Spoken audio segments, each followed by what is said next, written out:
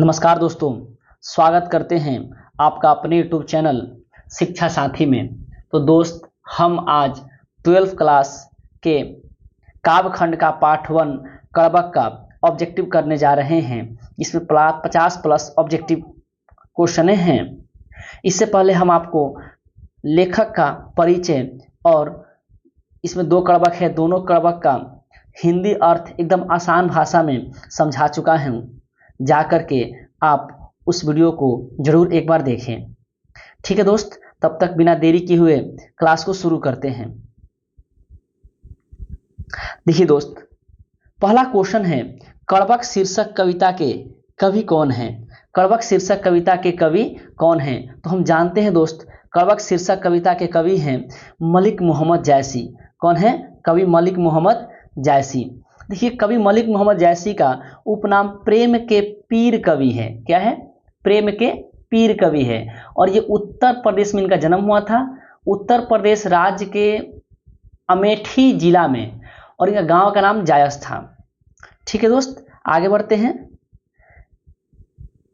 दूसरा क्वेश्चन है, कड़बक कहाँ से लिया गया है? जो कड़बक पाठ जो मलिक मोहम्मद जायसी द्वारा लिखा है, ये कहाँ से लिया गया है? तो देखिए दोस्त, मलिक मोहम्मद जायसी का सर्वश्रेष्ठ रचना पद्मावत है। उस पद्मावत से ये दोनों कड़बक जो हम लोग के बुक में ये है, दोनों कड़बक, कड़बक 1 और कड़बक 2, ये दोनों लिया गया है। ठीक है, कड़बक 1 और कड़बक 2। पद्मावत के पहले भाग से, स्टार्टिंग भाग से कड़बक 1 लिया गया है और अंतिम भाग से कड़बक 2 लिया गया है।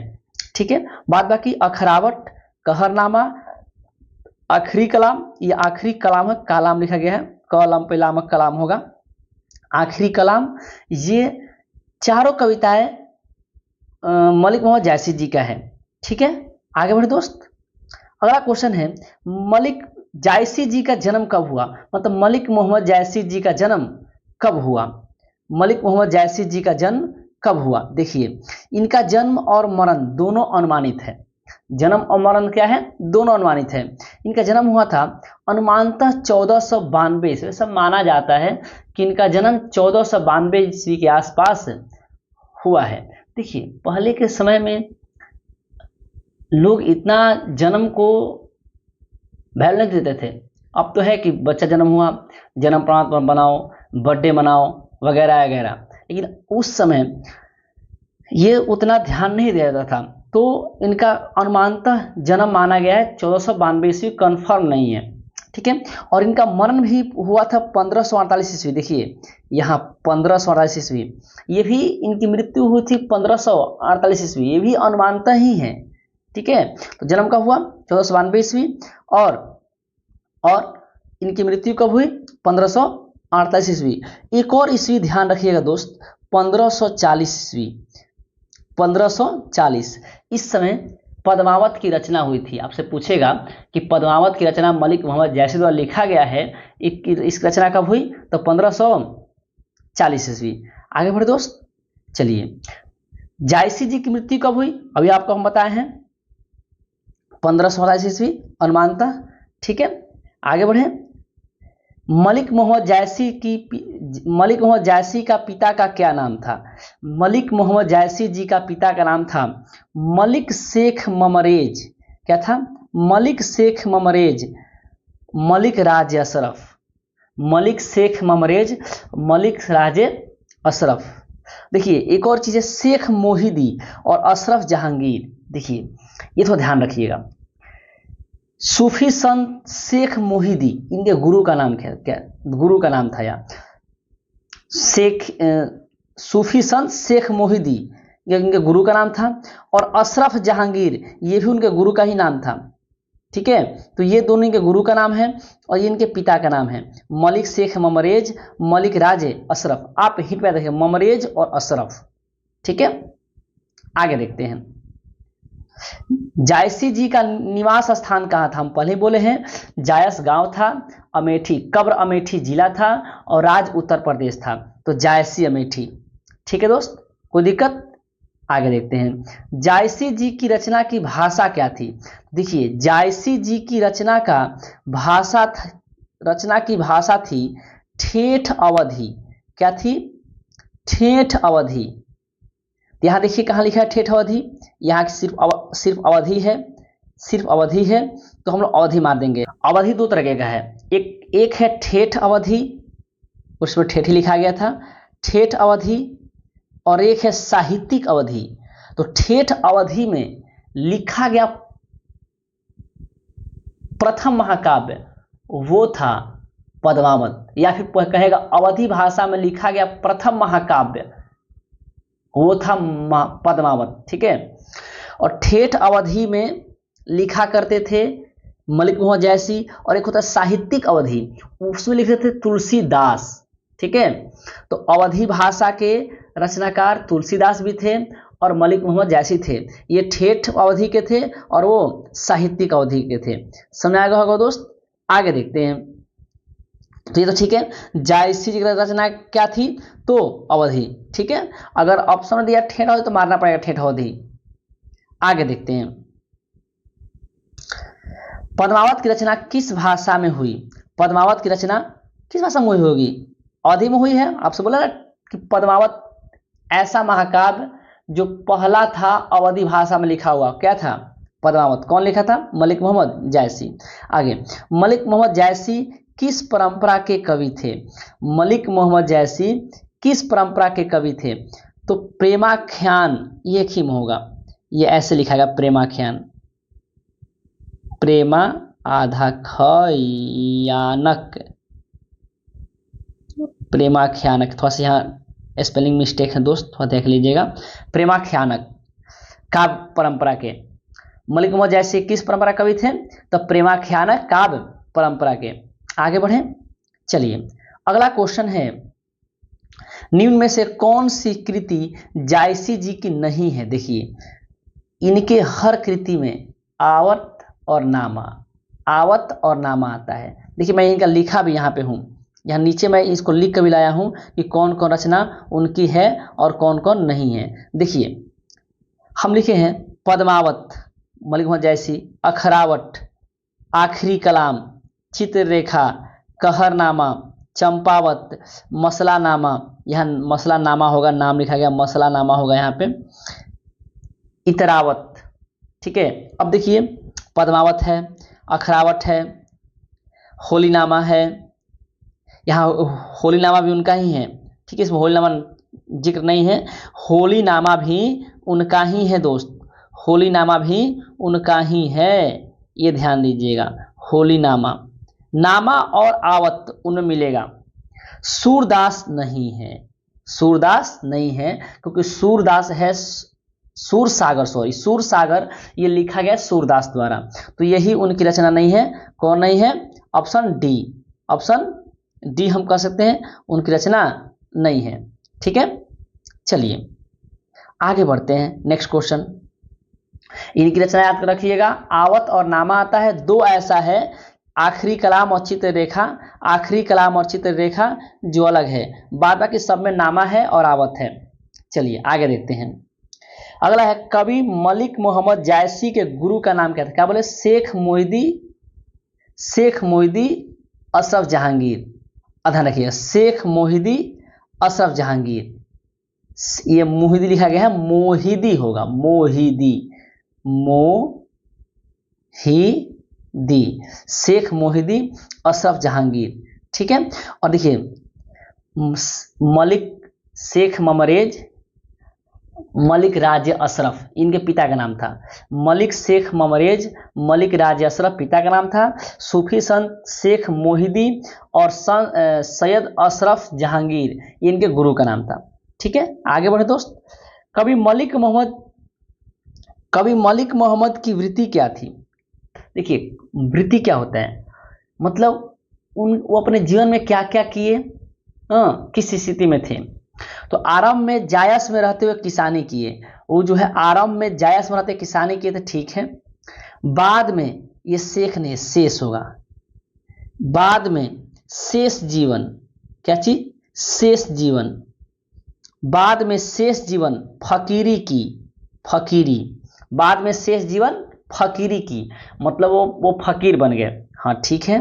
शुरू में कि गांव में किसानी किए थे और उसके बाद फकीरी किए थे। ठीक है, बचपन में अनाथ साधुओं के साथ भटकते हुए जीवन यापन किए, ये भी सही है। वो बचपन में साधुओं के साथ चल गए और भटकते हुए जीवन यापन किए और फकीर बन गए। शुरू में अपने गांव में किसानी भी किए थे, तो ऑप्शन डी, ये सभी उनकी वृत्तियां हैं, वो यही सब किए थे। आगे आगे देखिए दोस्त, प्रेम की पीर, प्रेम के पीर हो, यहाँ पे प्रेम के पीर के कवि कौन है? तो ये होगा मलिक मोहम्मद जायसी। हम पहले आपको बोल चुके हैं प्रेम के पीर कवि कौन है, मलिक मोहम्मद जायसी। अवधी भाषा में लिखा गया पहला महाकाव्य, ये देखिए ऑप्शन डी, ऑप्शन सी पे है, यहाँ देखिए क्या होगा, पद्मावत। ठीक है, और तो ठेठ अवधी भाषा में कौन लिखते थे, मलिक मोहम्मद जायसी, और साहित्यिक अवधी भाषा में कौन लिखते थे, तुलसीदास।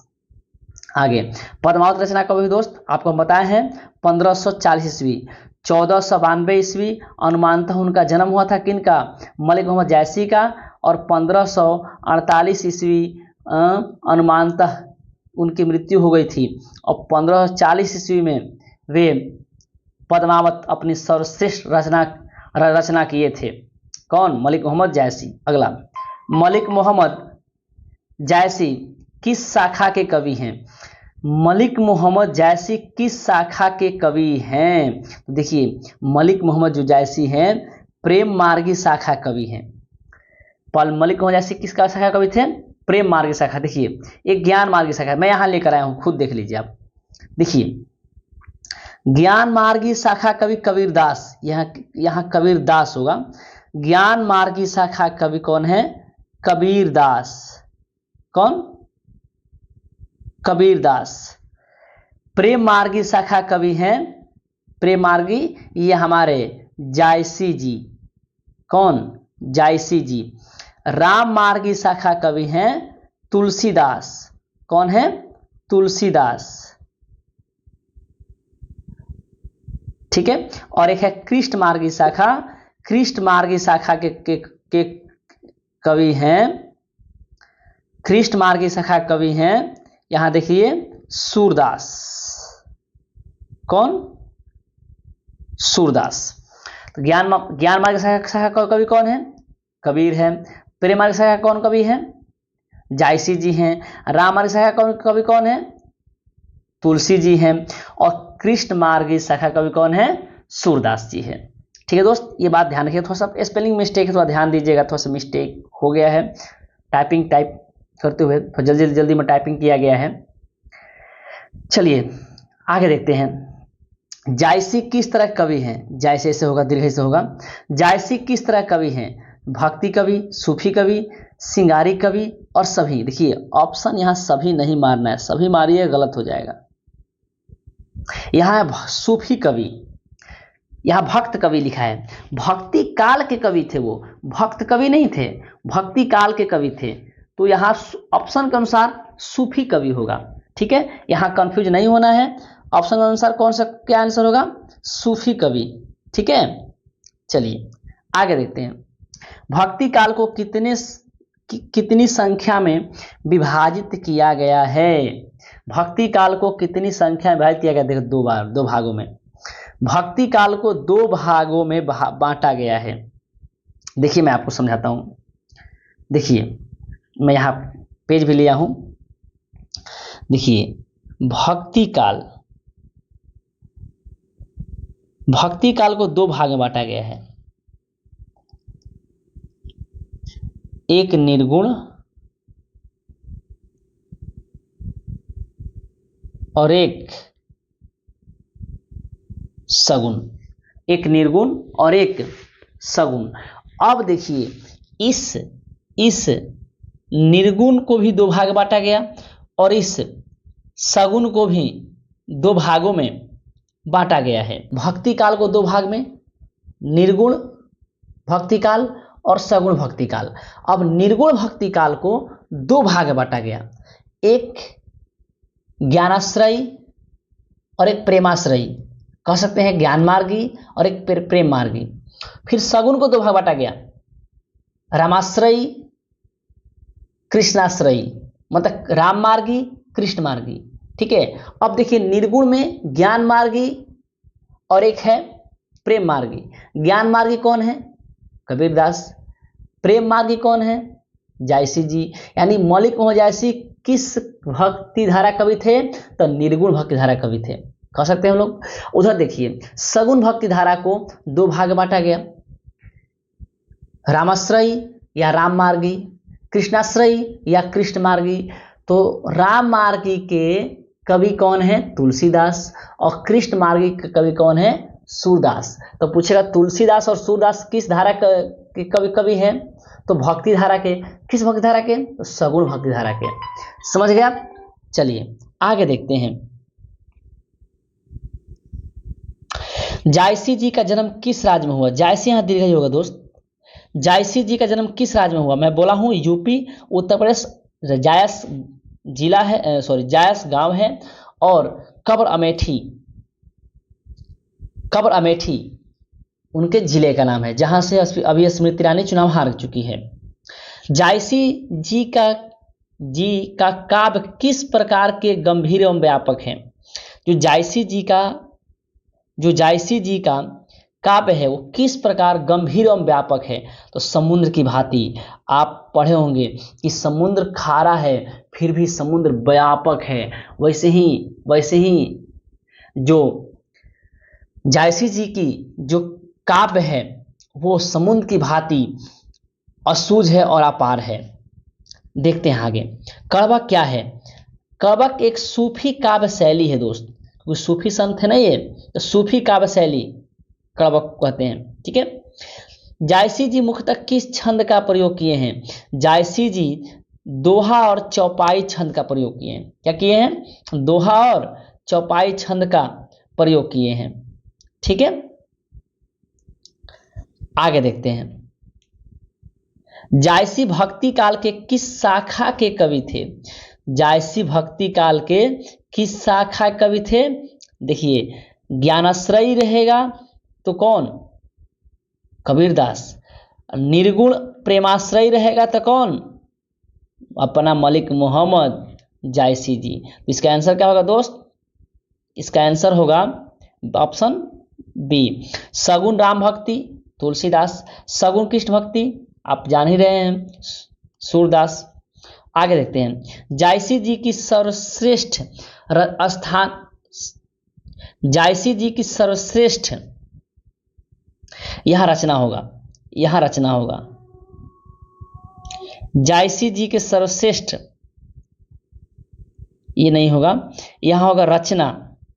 जायसी जी की सर्वश्रेष्ठ रचना कौन सी है? तो हम बोले हैं पद्मावत। क्या बोले हैं? पद्मावत। ये दोनों कवक लिए गए हैं, पद्मावत से ही लिए गए हैं। आगे देखते हैं।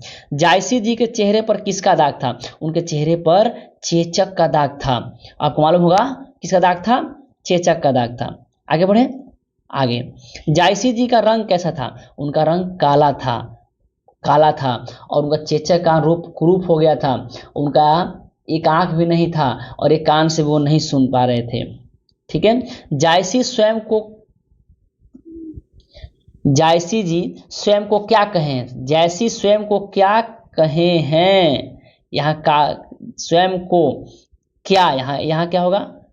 क्या कहे हैं? जायसी जी स्वयं को क्या कहे हैं? क्या कहे हैं? तो अपने को कहे हैं वो क्या कहे हैं? एक आंख वाला। क्या बोले हैं वो? एक आंख वाला।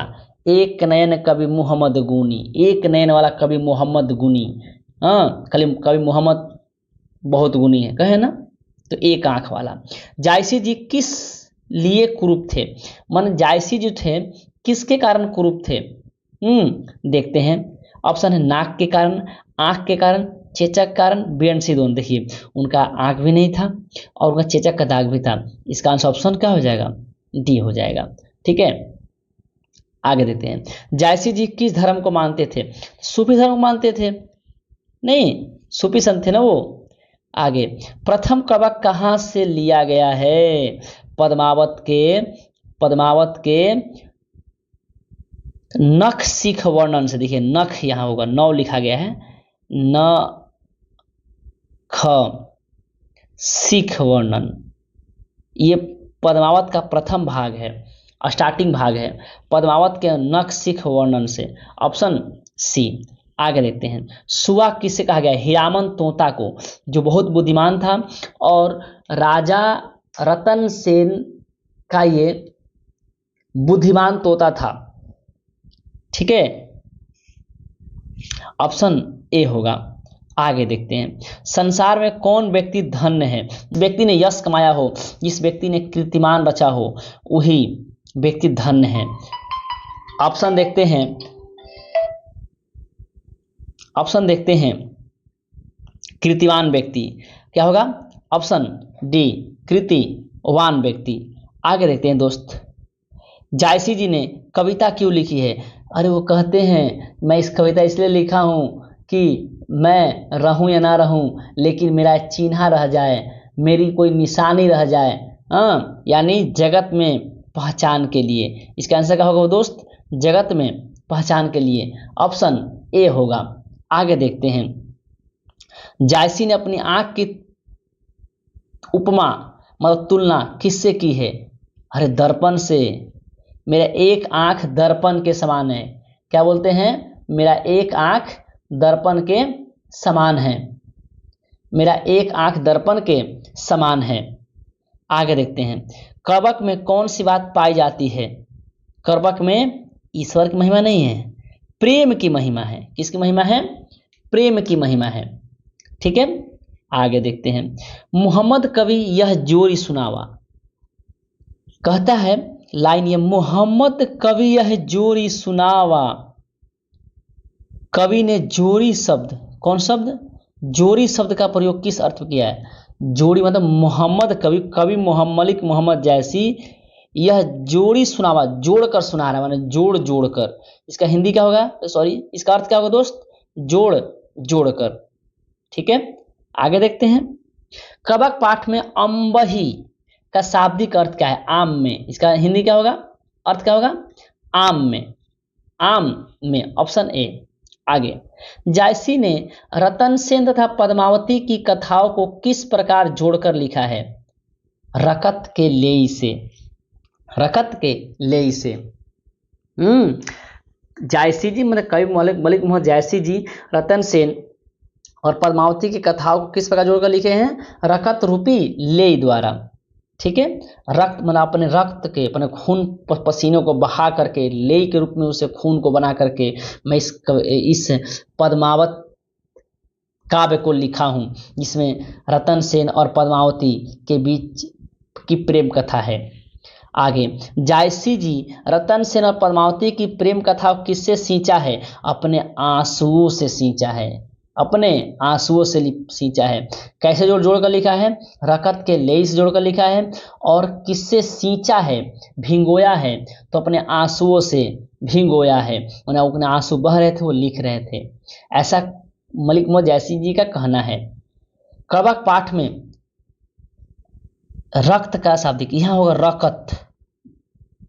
रकत जो काव्य में लिखा गया, ये लाइन लिखा गया रकत। रकत का अर्थ क्या है? तो रक्त। क्या होगा? रकत का अर्थ क्या है? तो रक्त। ठीक है, पूछता है कड़बक जो पाठ में रकत शब्द यूज किया गया है, इस रकत का शाब्दिक अर्थ क्या है? तो रकत का शाब्दिक अर्थ है रक्त। रक्त मतलब खून। ठीक है, आगे, पद्मावती कहाँ की राजकुमारी थी? पद्मावती सिंहल द्वीप की राजकुमारी थी और चित्तौड़ नरेश रतन सेन से उनका विवाह हुआ था। तो इसका आंसर क्या होगा दोस्त? सिंहल द्वीप। क्या होगा? सिंहल द्वीप। पद्मावती की कहाँ की राजकुमारी थी? सिंहल द्वीप की राजकुमारी थी। अलाउद्दीन किस वंश का था? देखिए, अलाउद्दीन दिल्ली का सुल्तान था। उस समय दिल्ली पर जब राजा रतन सेन चित्तौड़गढ़ का नरेश था, उस समय दिल्ली पर खिलजी वंश का शासन था और खिलजी वंश में अलाउद्दीन खिलजी का शासन था। अलाउद्दीन खिलजी किस वंश का था? खिलजी वंश का था। और कहाँ का सुल्तान था? तो दिल्ली का। ठीक है, इसका आंसर क्या होगा? खिलजी वंश। ठीक है दोस्त, आगे देखते हैं क्वेश्चन नंबर 43। हीरामन तोता क्या था? रतन सेन का विद्वान मंत्री था। क्या था? रतन सेन उसे मंत्री पद दिए हुए थे और वो बुद्धिमान तोता था। आगे, अलाउद्दीन कहाँ का सुल्तान था? तो अलाउद्दीन दिल्ली का सुल्तान था। अभी कुछ देर पहले आपको हम बताए हैं अलाउद्दीन कहाँ का सुल्तान था? दिल्ली का सुल्तान था, लेकिन हरामी बहुत था ये। रतन सेन कहाँ का राजा था? रतन सेन जो हैं ये चित्तौड़ नरेश थे, माने चित्तौड़ के राजा थे। आपको हम बताए हैं सिंहल द्वीप की राजकुमारी थी पद्मावती, और रतन सेन चित्तौड़गढ़ के नरेश थे। ठीक है, आगे कांच कब यहाँ कंचन होगा? कांच कब यहाँ कंचन होगा दोस्त? कंचन का रूप लेता है। कांच कब कंचन का रूप लेता है? देखिए, कांच का मतलब होता है कच्चा पदार्थ, और कंचन का मतलब होता है पक्का पदार्थ, अर्थात पक्का हुआ सोना। अगर कोई कच्चा पदार्थ है, जब तक उसे हम तपाएंगे नहीं, जब तक उसे हम नीचे तपाएंगे नहीं, तब तक वो अपना शुद्ध रूप में नहीं आएगा। तो कंचन करा, कांच कब कंचन रूप लेता है? तपाने पर। जब उसे तपाएंगे तो तप करके वो एक परिपूर्ण और शुद्ध सोने के रूप में बदल जाएगा। तो वही क्वेश्चन पूछ रहा है, कांच कब कंचन का रूप लेता है? तो तपाने पर, भट्ठी में तपाने पर। जब भट्ठी में से तपाइएगा तो सोना का रूप धारण कर लेगा। ठीक है, आगे जायसी जी ने प्रेम कथा को कैसे जोड़ा है? अरे प्रेम कथा को अपने रकत के लेई से जोड़ा है। मलिक मोहम्मद जायसी जो है अपने प्रेम कथा को रकत के लेई से जोड़े हैं। ठीक है, आगे विधाता ने समुद्र को कैसा दोष है? विधाता ने समुद्र को कैसा दोष यहाँ दिया है? विधाता ने समुद्र को कैसा दोष दिया है? और उसके पानी को खारा बनाया। सर पानी खारा, यहाँ खारा होगा, ये ख है, यहाँ पानी खारा बनाया है। पानी क्या बनाया है? खारा बनाया है। यहाँ कैसा दोष है? तो पानी क्या बनाया है? खारा बनाया है। हाँ, उसमें दोष है ना। आखिर उसमें क्या गुण है? तो वो असूझ है और अपार है। कभी कहते हैं कि संसार में सभी में कुछ ना कुछ दाग है, सभी में दाग है। चंद्रमा में दाग है, मेरे में दाग है, पानी में दाग है, आम में दाग है, सभी में दाग है। सुमेरु पर्वत में दाग है जो शंकर जी ने लगाए थे। ठीक है, आगे देखते हैं जायसी जी ने प्रेम कथा को कैसे धोया है? अरे अपने आंसू से धोया है सर, अश्रु से। हाँ, अपने आंसू से धोया है, यह अश्रु होगा। आगे देखते हैं धनी सो डॉट धनी सो जस कीरति जासु फूल मरे पर मरे न बासु। धनी सो पुरुष, यहाँ क्या होगा? पुरुष। धनी सो पुरुष जस कीरति जासु फूल मरे पर मरे न बासु, यहाँ पुरुष होगा। पुरुष, देखिए पुरुष का मतलब होता है पुरुष, लेकिन ये जो कड़बक का लाइन है जो अवधी भाषा में लिखा गया है उसके अनुसार यहाँ पुरुष भराएगा। ठीक है, और इसका हिंदी होगा पुरुष। तो ऑप्शन बी नहीं, ऑप्शन बी गलत हो जाएगा, ऑप्शन सी, ऑप्शन सी। ठीक है, देखते हैं नेक्स्ट क्वेश्चन। जौ लही अम्बही, अम्बही ऐसे लिखाएगा, तो टाइपिंग मिस्टेक हो गया है। सर हम लोग का ये पहला प्रयास है, आप लोग हमें सपोर्ट कीजिए, धीरे धीरे सब कुछ ठीक हो जाएगा। अम्बे से लिखाएगा, जौ लही अम्बही, यहाँ डाब होगा, डाब। जौ लही अम्बही डाब न होई। जौ लही अम्बही डाभ न होई तो लही। यहाँ देखिए लही जो है ना, लही, ये जो लही है, ये लही, ये ऐसे लिखाएगा। जो यहाँ देखिए कैसे लिखा हुआ है, यहाँ ऐसे लिखाएगा ये। तो लही सुगंध बसाई न सोई, यहाँ क्या भराएगा दोस्त? सुगंध। इसका अर्थ होगा कि जब तक आम में डाभ नहीं होता है, जब तक आम में डाभ नहीं होता है तब तक उसमें सुगंध नहीं बसाता है। तो यहाँ क्या भराएगा? ये कड़बक का लाइन है और उसी में से लिया गया है। यहाँ क्या भराएगा? सुगंध, ऑप्शन बी। ठीक है, आगे जैसे यहाँ दोस्त थोड़ा देखते हैं, कुछ मिस्टेक हुआ है इसमें। क्या है, यहाँ है जायसी, यहाँ पूरा ये लाइन पूरा गलत हो गया है। यहाँ है जायसी, जायसी जी किस प्रवृत्ति के कवि थे? जायसी जी किस प्रवृत्ति के कवि थे? तो वो संत प्रवृत्ति थे उनकी। क्या थे वो संत थे। क्या थे? संत थे। लेकिन एक बात और ध्यान दें दोस्तों, हम लोग यहाँ कुछ मिस्टेक कर रहे हैं। जब पूछा है जायसी जी किस प्रवृत्ति, यहाँ होगा जायसी जी, यहाँ गलत है, यहाँ होगा जायसी जी। जायसी जी किस प्रवृत्ति कवि थे? तो मृदुभाषी भी थे वो मृदुभाषी भी थे। अगर अपने देखिएगा जहाँ लेखक परिचय है उसमें मृदुभाषी, मनस्वी भी थे और संत प्रवृत्ति के भी थे। इसलिए इसका आंसर ऑप्शन डी होगा। इसे ध्यान रखिएगा। मृदुभाषी, वो तो संत प्रवृत्ति के थे ही, लेकिन मृदुभाषी भी थे, मनस्वी भी थे। इसका आंसर क्या होगा? Option D. ऑप्शन डी, जायसी जी। यहाँ होगा जायसी जी किस प्रवृत्ति कवि थे? तो मृदुभाषी भी थे, मनस्वी भी थे और संत प्रवृत्ति के भी थे। अगला एंड लास्ट क्वेश्चन है दोस्त, मलिक मोहम्मद जायसी की काव्य रचना में किन किन रसों का चित्रण हुआ है?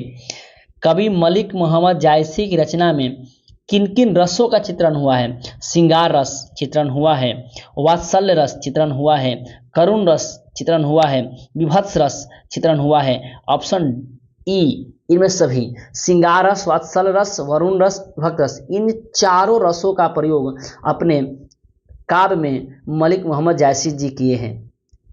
दोस्त हम लोग ये पहले पाठ का 53 ऑब्जेक्टिव क्वेश्चन कंप्लीट किए जो 50+ था। मैं कोशिश किया हूँ कि सारा ऑब्जेक्टिव इसमें आ जाए। एक दो को छूट गया होगा तो आप देख लीजिएगा। जहाँ तक मुझे लगता है इससे बाहर आपका ऑब्जेक्टिव क्वेश्चन एग्जाम में नहीं आएगा। और हाँ दोस्त, अगर आपको वीडियो अच्छा लगा हो तो लाइक, शेयर एंड सब्सक्राइब जरूर कीजिएगा और अपने दोस्तों के पास इसे ज़्यादा से ज़्यादा शेयर कीजिएगा और हमें सपोर्ट कीजिएगा।